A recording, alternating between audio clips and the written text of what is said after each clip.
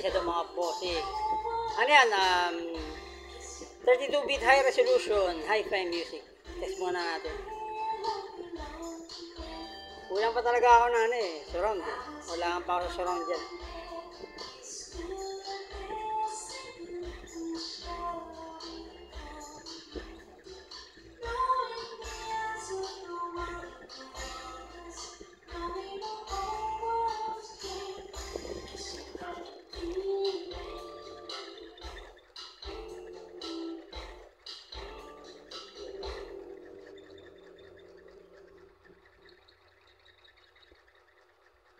Pero sa ibang klase ng genre ng hi-fi, maganda naman siya. Pero unlike nung Yamaha ang nakakabit dyan, talaga naman.